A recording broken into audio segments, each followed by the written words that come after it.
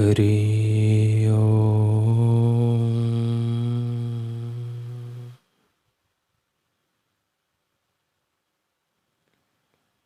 हरि ओम।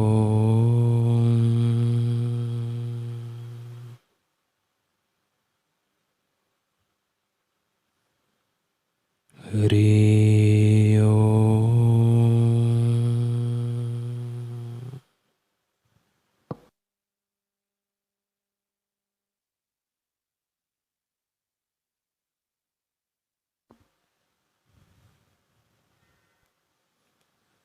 ओम श्री सद्गुरु परमात्मने नमः।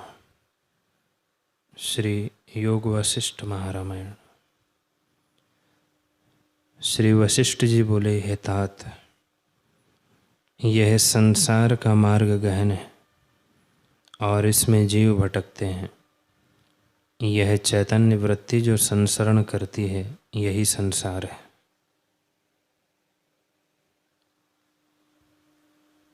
जब यह संसरण मिटे तब स्वच्छ अपना स्वरूप देख पड़े। चेतना वृत्ति जो बहिर्मुख उठती है, इसी का नाम बंधन है और कोई बंधन नहीं। हे साधो, यह जगत वासना से बंधा है। जैसे वसंत ऋतु में रस फैलता है, वैसे ही वासना में जगत फैलता है। बड़ा आश्चर्य है कि मिथ्या वासना से जीव भटकते फिरते हैं, दुख भोगते हैं और बारंबार जन्म लेते और मरते हैं। बड़ा आश्चर्य है कि विषय रूप वासना के वश वे जीव अविद्यमान जगत को भ्रम से सत्य जानते हैं। हे साधो, जो इस वासना रूप संसार से तर गए हैं, वे धन्य हैं। वे प्रत्यक्ष चंद्रमा की तरह शांत हैं। जैसे चंद्रमा अमृत रूप शीतल और प्रकाशमान है और सबको प्रसन्न करता है, वैसे ही ज्ञानी पुरुष भी। इससे तो धन्य है जो तुझे आत्मपद पाने की इच्छा हुई है। हे अंग, यह संसार तृष्णा से जलता है। जिनकी चेष्टा तृष्णा से युक्त है, उनको तो बिलाव जान। जैसे बिलाव तृष्णा से चूहे को पकड़ता है, वैसे ही वे भी तृष्णा से युक्त चेष्टा करते हैं। मनुष्य शरीर में यही विशेषता है कि वह किसी प्रकार आत्मपद को प्राप्त करे। जो नर देह पाकर भी आत्मपद पाने की इच्छा ना करे, तो वह पशु समान है। हे मित्र, मूढ़ जीव ऐसी चेष्टा करते हैं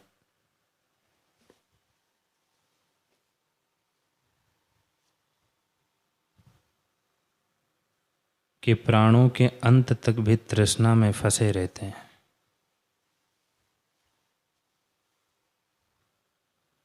हे अंग, ब्रह्मलोक से काष्ठ तक जितने इंद्रियों के विषय हैं, उनके भोगने से शांति नहीं होती, क्योंकि वे आपात रमणीय हैं।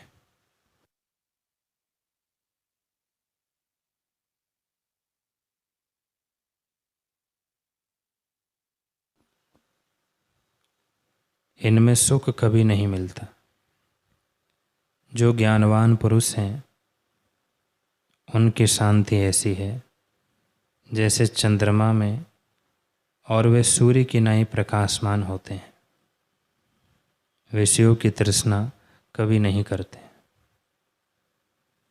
जैसे कोई पुरुष अमृत पान करके तृप्त हुआ हो, तो वह खली खाने की इच्छा नहीं करता। वैसे ही जिस पुरुष को आत्मपद प्राप्त हो जाता है, वह विषयों के भोगने की इच्छा नहीं करता।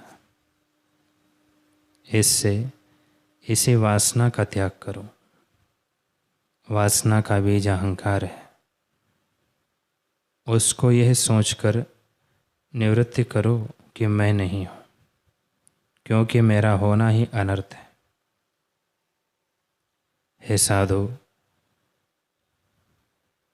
शुद्ध चिन्मात्र निरंकार पद में जो तू अपने को परिच्छिन्न जानता है कि मैं ब्राह्मण हूँ, अथवा किसी प्रकृति से मिलकर अपने को मानता है कि मैं यह हूँ, यही अनर्थ है। हे ऋषि, नेत्रों को खोलने से संसार उत्पन्न होता है और नेत्रों को मूंदने से नष्ट हो जाता है। सो नेत्र अहंकार का उत्पन्न होना है, इसी से आगे विश्व सिद्ध होता है। इससे तेरा होना ही अनर्थ है।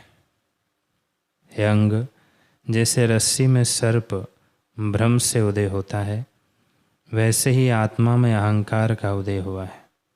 इसी के अभाव से शांति होती है। जब अहंकार होता है तब आगे स्त्री, कुटुंब और धन होते हैं, वे ही बंधन है। इनके चमत्कार ऐसे हैं जैसे बिजली का प्रकाश क्षण में उदय होकर नष्ट हो जाता है। इससे इनमें ना बंधना चाहिए। हे अंग, जब तू कुछ बना तब सब आपदा तुझे प्राप्त होगी, और यदि तू अपना अभाव जानेगा तो पीछे परम शांत रूप आत्मपद ही शेष रहेगा, जिसकी अपेक्षा चंद्रमा भी अग्नि सा जान पड़ता है। वह आत्मपद परम शून्य, सब पदार्थों की सत्ता और आकाश रूप है। हे मित्र, मेरे इन वचनों को हृदय में धारण कर, जिसमें तेरा मोह नष्ट हो जाए। यह विश्व हुआ नहीं। जैसे आकाश में दूसरा चंद्रमा दिखता है पर है नहीं, वैसे ही विश्व है नहीं, आत्मा के प्रमाद से भासित होता है। हे ऋषि, तू उसी को जान जिसके अज्ञान से विश्व भासित होता है और जिसके ज्ञान से लय हो जाता है। हे मंकी, जैसे आकाश शून्य मात्र है, पवन स्पंदन मात्र है और जल तरंग मात्र है, वैसे ही जगत संवित मात्र है। उस संवित आकाश से जो भिन्न भासित होता है, उसे ब्रह्म मात्र जानो। जैसे असम्यक दृष्टि से जल पहाड़ रूप भासित होता है, वैसे ही असम्यक दृष्टि से जगत भासित होता है। और सम्यक अवलोकन से परमार्थ सत्ता ही भासित होती है। जिसके अज्ञान से विश्व भासित होता है, उसी को ज्ञानवान लोग ब्रह्म कहते हैं। उस ब्रह्म में अहंकार ही व्यवधान है। वह पर्दा ज्ञानवान को नष्ट हो जाता है। इससे वह सबके अधिष्ठान एक परमार्थ स्वरूप को देखता है। उसी में तू भी रहे। जैसे आकाश अनेक घटों के संयोग से भिन्न भिन्न भासित होता है और घटों को फोड़ डालिए तो सब एक ही हो जाता है, वैसे ही अहंकार रूपी घट फोड़िए तो सब पदार्थ एक हो जाते हैं। हे अंग, सबकी परमार्थ सत्ता एक ब्रह्म पद है। वह अजन्मा, अच्युत, आनंद, शांत रूप, निर्विकल्प, अद्वैत, सबका अधिष्ठान है। उस शिला सदृश से आत्मसत्ता से भिन्न कुछ न स्फुरण हो, इसलिए निर्बोध बोध हो जाओ।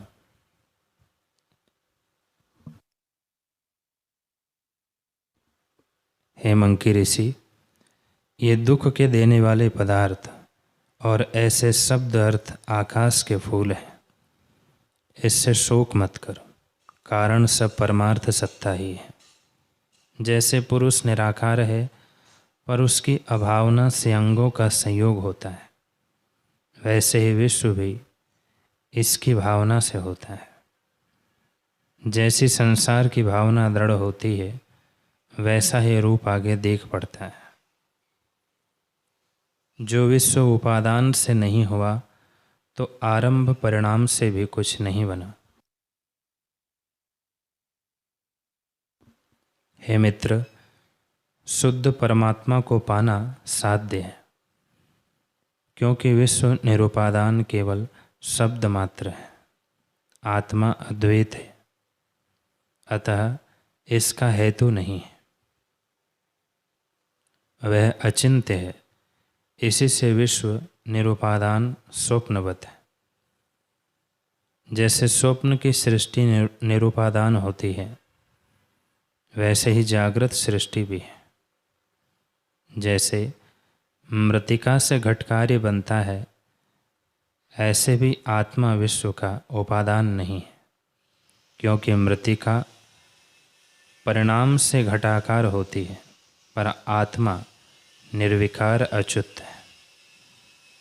जैसे भीत बिना चित्र हो सो है ही नहीं, इससे यह विश्व आकाश में चित्र है।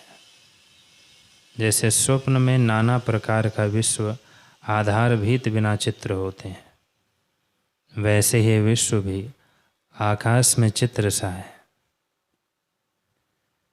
इसी से आत्मा अकर्ता है और विश्व जो दिखता है सो निरुपादान है। तब इसका शोक और हर्ष क्यों करें? यह सब प्रपंचात्म रूप है, प्रमाद के कारण यह नहीं जाना जाता।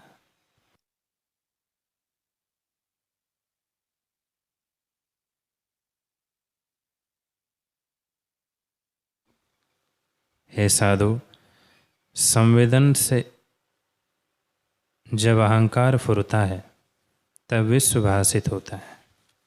जैसे स्वप्न में जो कुछ बनता है वह अपने स्वरूप से भिन्न देख पड़ता है और उसी में राग द्वेष होता है, पर जागने पर और कुछ नहीं, सब कल्पना ही थी।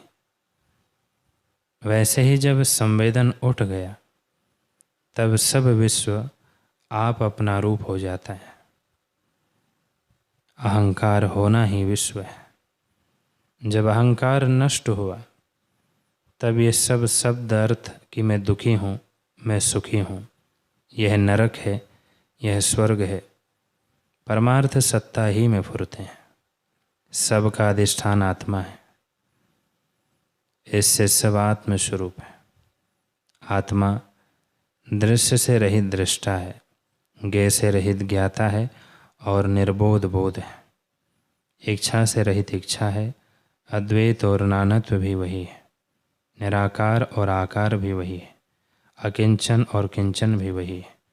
वह अक्रिय है और सब क्रियाएं भी करता है।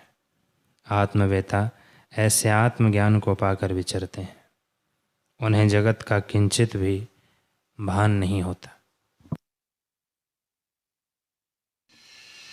जैसे स्वर्ण के भूषण या जल के तरंग होते हैं, वैसे ही सब विश्व उसको आत्मस्वरूप भासित होता है। ऐसे जानकर वे सब चेष्टा करते हैं। जैसे काठ की पुतली में संवेदना नहीं उठती, वैसे ही उनको जगत में सत्यता नहीं प्रतीत होती, क्योंकि वे निरंकार हो जाते हैं। हे मंकी ऋषि, जैसे स्वर्ण में भूषण बन जाते हैं, वैसे ही आत्मा में विश्व उपजा है, सो अहंकार से उपजा है।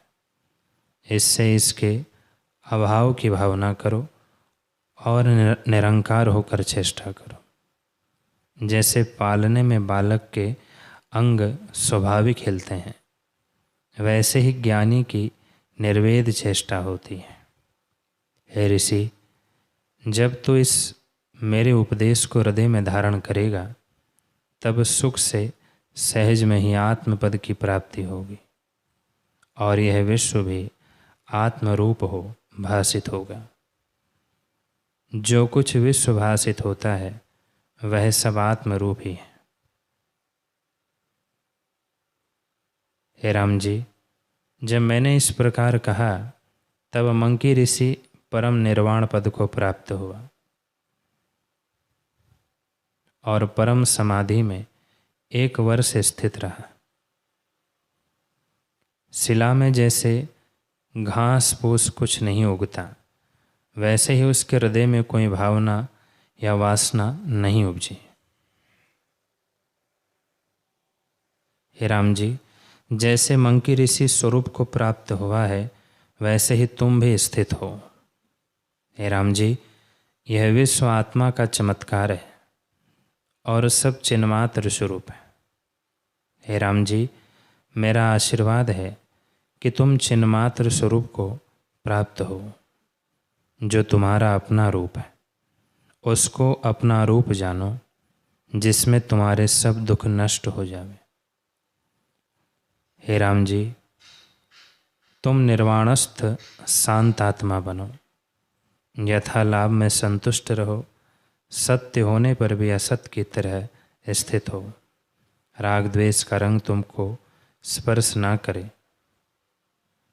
हे राम जी, यह सब जगत एक आत्मा में ही स्थित है और वास्तव में उस एक आत्मा में कुछ भी स्थित नहीं।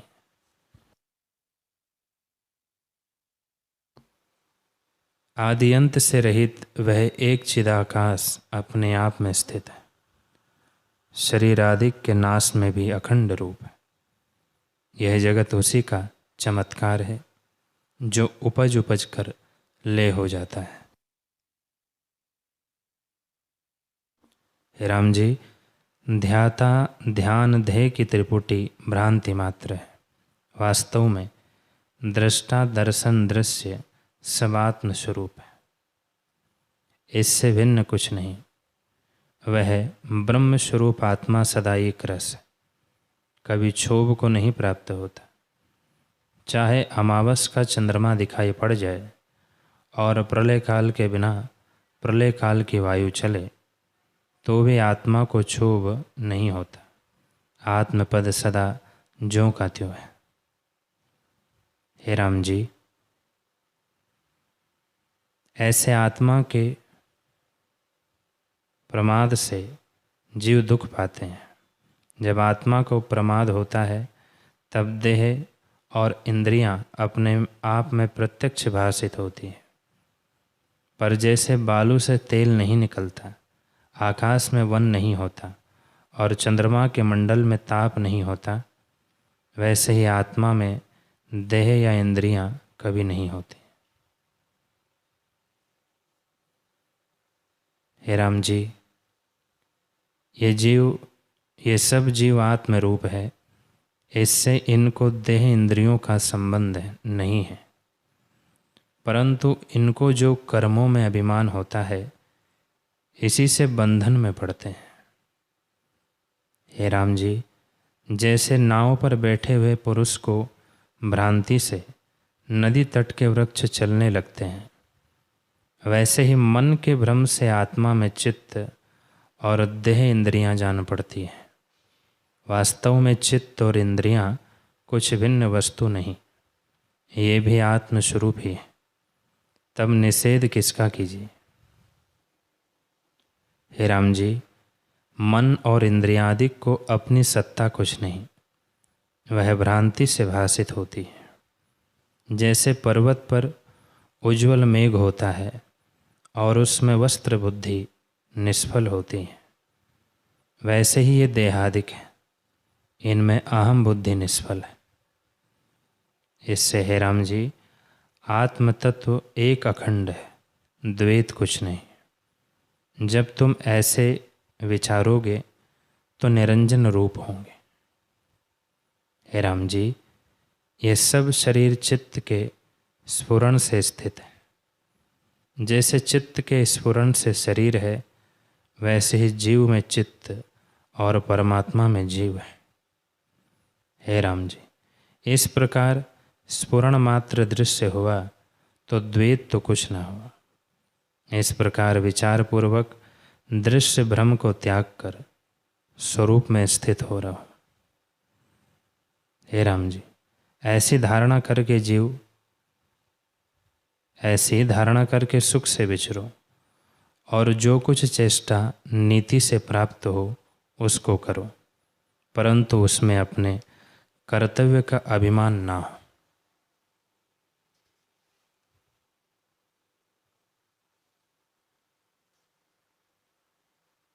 जब अपना अहम भाव दूर होगा तब स्पंदन हो अथवा निस्पंद हो, समाधि में स्थित हो अथवा राज्य करो,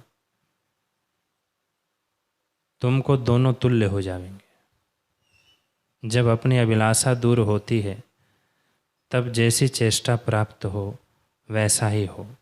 यह फुरना भी ना फुरने के समान है और एक अद्वैत सत्ता ही भान होगी।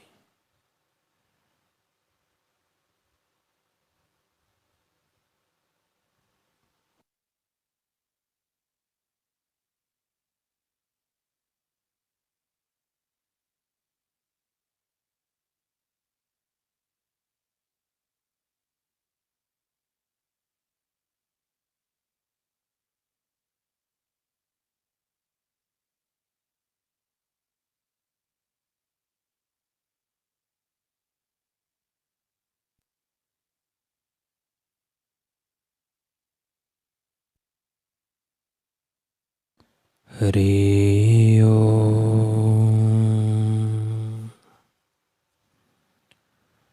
हरि ओम। ओम पूर्णमदः पूर्णमिदं पूर्णात् पूर्णमुदच्यते पूर्णस्य पूर्णमादाय पूर्णमेवावशिष्यते। ओम शांति शांति शांति। श्री सद्गुरुदेव भगवान की जय।